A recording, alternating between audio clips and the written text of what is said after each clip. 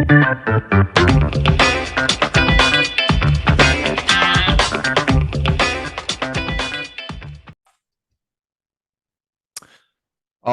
right. Welcome back to another episode of the Real Estate Investing Club. I hope everybody is having an absolutely fantastic day. It is a nice cloudy day, cloudy Wednesday here in Seattle, Washington.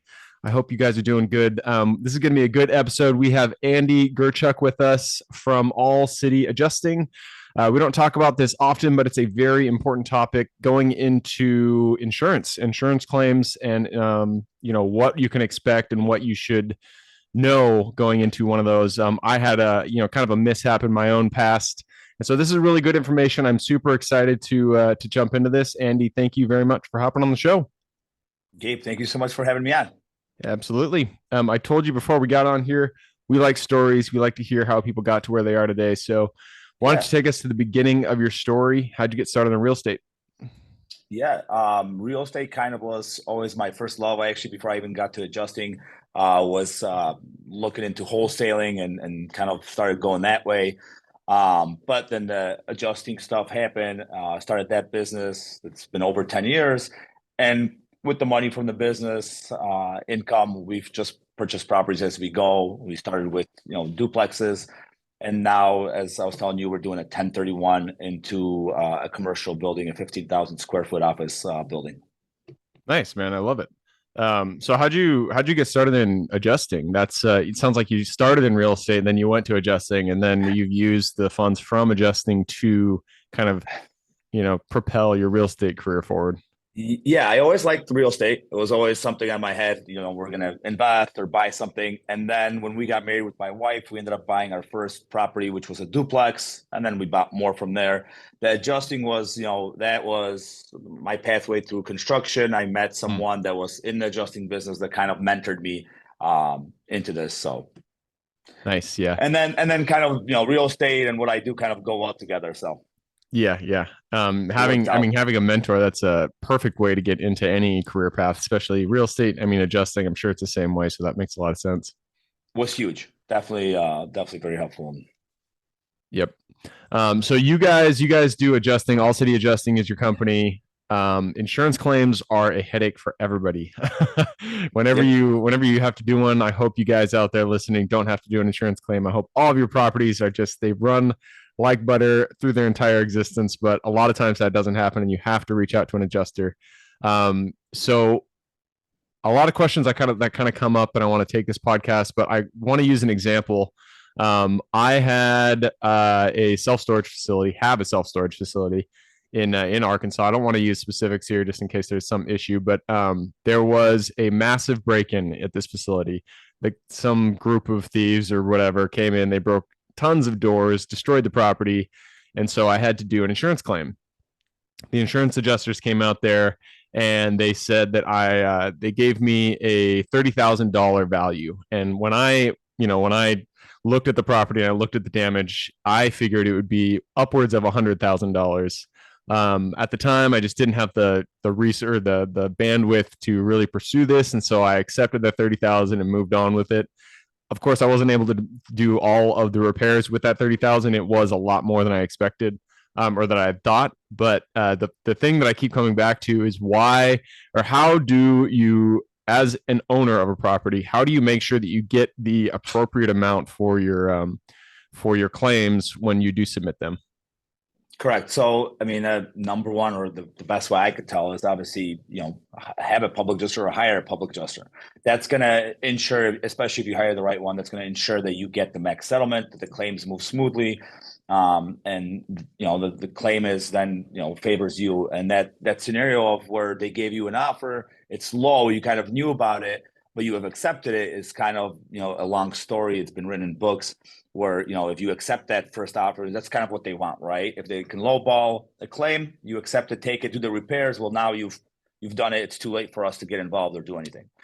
So, best advice is to have a public adjuster, if you can, on your team before you even when you start your investing career, or if you're in the middle of it, get one on your team, just like an attorney. And have one ready. But if not, when you do have that claim, call out and talk to a couple PAs. And it's we look at claims for free all the time. But call sooner than later, and and don't try to think you're going to do it on your own. Oh, I'm going to save, a fee. I'm not going to have to pay everyone, pay someone. The insurance is going to take care of me. I'm going to do it on my own. It's not that way. And I'll tell you right now, I have a claim on my own property, on our second home we own. And it's a good insurance company that at least I thought, was one of the better ones. I paid a higher premium for. We had a claim, handled it as a homeowner, as myself, who, again, I didn't tell them what I do for a living. And literally for 3 months, it was just back and forth. It was a disaster. Yeah. Yeah. That's, I mean, So, yeah, it's an annoying process. And I feel like, especially when it's a income generating property and you're losing out on revenue and all this, correct. all the things that happen when you do run into an issue, it can definitely be a damper on your mood about that specific property.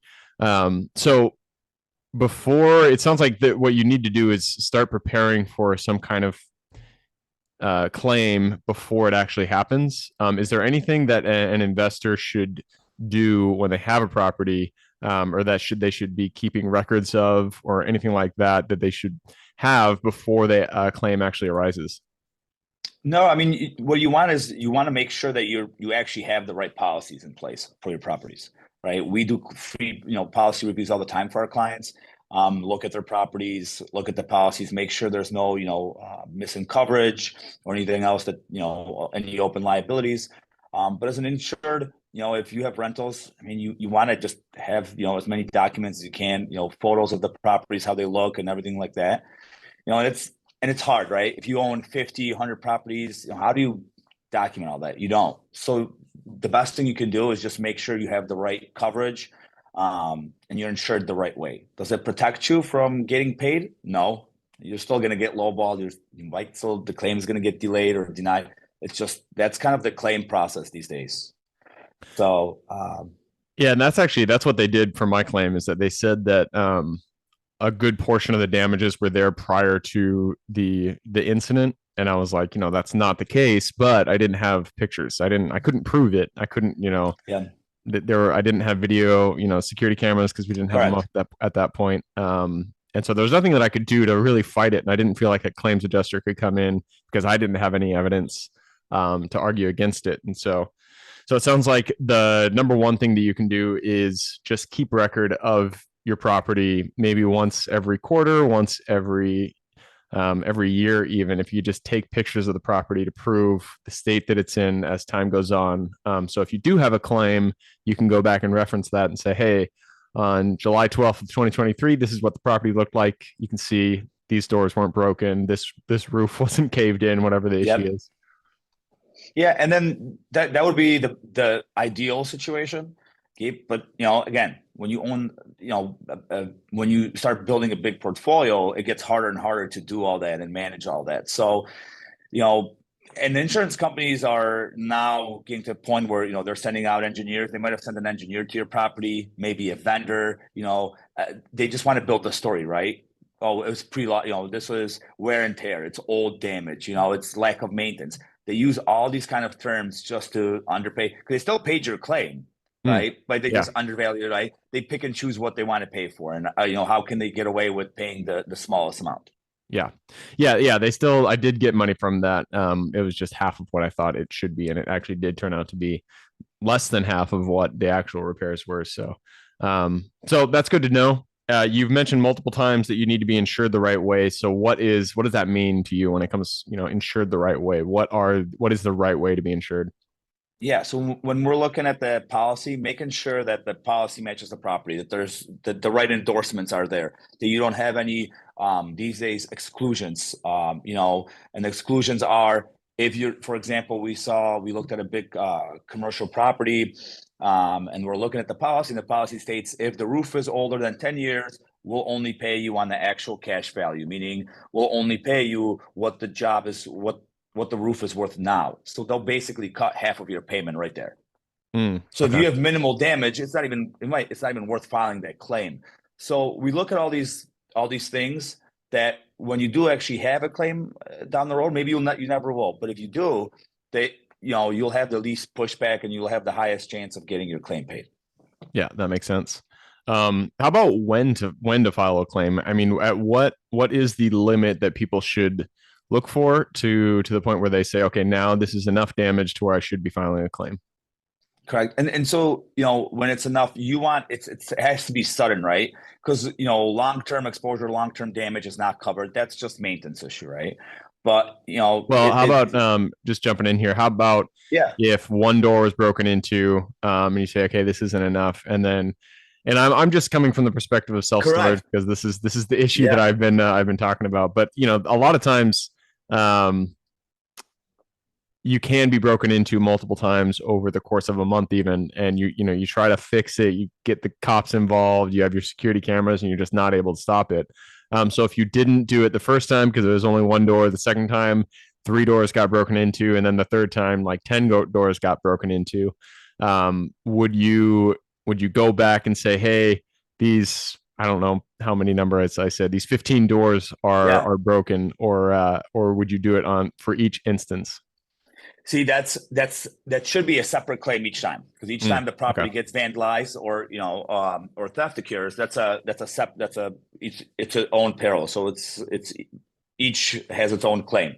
Now, that's something I would discuss, and there's agents that do special policies like this. Discuss it, because this is kind of a different situation with what you have with storage facilities when it's happening, like, hey, it happens one day, then 3 days later it happens on a different unit and then another unit.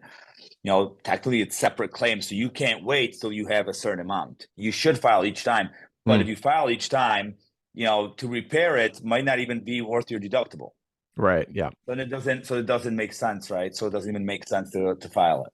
So that's the limit that you generally suggest, is that wait until you hit your deductible. If it's above that, then on a case by Correct. case basis, make a decision. And when for our clients and all our clients, we work with the investors and landlords, they'll call us, we'll say, okay, just send us a photo, let's see what's going on, and then we'll be able to dissect, okay, yeah, don't file a claim, there's nothing here, just do this, maintain it. Or we'll say, yeah, you know what, let's actually go take a look at this can actually be a large claim and it's worth filing for you. So we'll do that for our clients to make sure that if they're going to file, they're going to be they'll be in the best position they can, when everything is said and done. That makes sense. Because How about the if I file a claim for you, Gabe, and we file a claim and it barely goes past your deductible, I mean, what benefit does that bring to the insured? yeah? What about the situations that you most often see people bring to you and you say this actually isn't a good idea to file? Is there any specific situation that pops up, more often than not? Right now, in Chicago, we had what happens in Chicago. They close the sewers down, the water drainage system. So when it's what's a downpour of rain, they'll close downtown. So all that water backs into all the people, like the not the suburbs, but the outside homes and the subdivisions. And so we were getting a ton of calls with water backup. Well, water backup, they're like, it's flood. Well, flood's not covered because you're not in a flood zone, and water backup Oh, isn't interesting. You covered. have to be in a flood zone for flood to be covered. Correct. So people are Oh, like, oh, well, we had oh a yeah, flood. the difference Well, between flooding and water zoning, that makes sense. Okay. correct. So Yeah, we yeah. had a flood. Well, okay, first of all, you're not covered. And then, well, we had sewer backup. Well, unless you actually have a water backup or sewer backup endorsement, then you're not covered as Yeah. well. So most of these losses that people call about, unfortunately, were not covered. Interesting. Okay. So you really got to be specific on the things that you are covered for. Because I Correct. mean, So you sewer should, backup, that's really, I mean, it's not super common, but it definitely happens. correct. And so that's something that you would specifically have to call out when you're getting your insurance. Say, hey, I want to be insured for the instance of when my sewer backs up, or whatever. Correct. So, a lot of people don't have that endorsement. It's not an expensive one, but they don't have it. If they have a finished basement, let's say there's a tenant staying in a finished basement that's, a 2 bedroom with a kitchenette, and they don't have that endorsement. I mean, and that endorsement should be at least in 15, 20,000. So they have enough coverage then to put everything back. So what are the, top five endorsements you most oftentimes see are missing in people's insurance policies? Yeah, lawn ordinance is missing, which is a common one, especially on older homes. Codes change all the time, so having lawn endorsement when property suffers damage, and then the city requires to bring stuff up to code, even though it wasn't damaged by for example the fire or water damage. The insurance company would owe you to bring that to code. So that's one Okay. that's missing on a lot of them. The water backup, the sewer water backup is missing on a lot of them. Which other one? Uh, Even replacement cost. That's one where people don't have the full replacement cost. They only have the actual cash value policy, which is, I don't want to get into actual cash value replacement cost, but it basically harms you when you have a loss, because you're only going to get a certain amount instead of the full payout. You're only going to get half of it, if not less. Right, because it's the value of what it is versus what it would be if you built it new. Exactly. Yeah. So you could be hurt. Co-insurance too. We see co-insurance, penalties, people underinsure their buildings. The buildings are worth a lot more than the insurance they carry. And then they have an insurance, co-insurance clause that hurts them a lot too. So What is co-insurance? co-insurance is basically that's a penalty to make sure that you actually insure the building to value. Oh, So interesting. you Okay. get you would get penalized, and that's on a lot of commercial, maybe not residential, but a lot of commercial buildings and storage facilities. We see that a lot where there's a co-insurance clause in there. Okay, that's good to know. Right on. So, you've given a lot so far. It looks like we are running through our time. Before we move to the quick question round, I do want to ask about your portfolio. It sounds like you're getting into commercial. Why'd you choose office? Yeah. We have an office building that got too small, and we have residential properties, and we needed a new office. So we were looking, but there was nothing on the market. So we found something to rent, which I didn't want to do. But I talked to the agent, and he said, well, the owner might actually be interested in selling. So when we talked more, he said, okay, well, make an offer. We're like, well, just how much would he want? He gave us an amount and a dollar amount, and we made a deal. And the office we have before that we're moving from is just, there's less problems, there's less calls. People are only there half a day. They're not living there. Seems the income is more. Just everything is, so go into this new commercial building. When we do the numbers add up. It's a higher number to get into, but I feel like there's less headaches, and the income is just much more than on the residential side. So so we're looking forward. It's like we're doing a 1031 exchange, selling one of our duplexes and actually moving into this office building. Right on, man. Well, congratulations. That's pretty exciting. Yeah, thanks. All right. Well, that wraps it up. It is time to jump into the quick question round. Are you ready? Yes, sir. Let's do it. Starts with books or any form of education. Give me 2 recommendations, one for general life wisdom, one for real estate or business specific. General wisdom, the 4 agreements is great. Good one. That's a great one. And then for real estate, Rich Dad Poor Dad. That's a classic. You haven't read that one. That one should be on top of the list. Yeah, that one's solid. 4 Agreements is like one of my all-time favorite books. That's a great call out.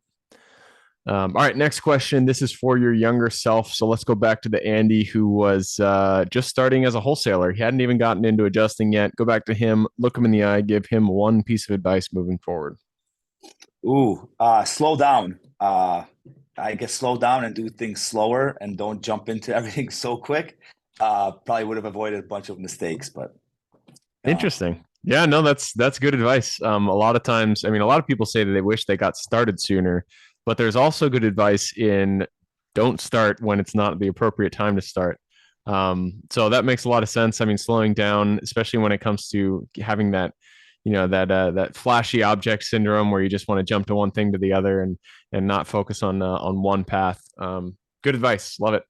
Next question. Let's go to your business. The first 3 positions you hire form the foundation of your company. So what were the first 3 positions for you, and would you do it differently if you did it again today? Positions that we hired for the company? Yep. The office manager position probably would be the most important.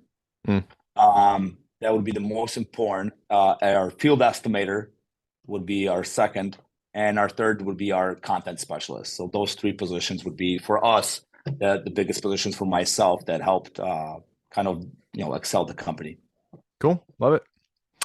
All right, the next question is about the U.S. It's a big place, a lot of opportunity out there. Give me the single city, the single metro you're most excited about investing in today. Oh, Northwest Indiana, the area we live in. It's, you get a lot of people coming in from Illinois.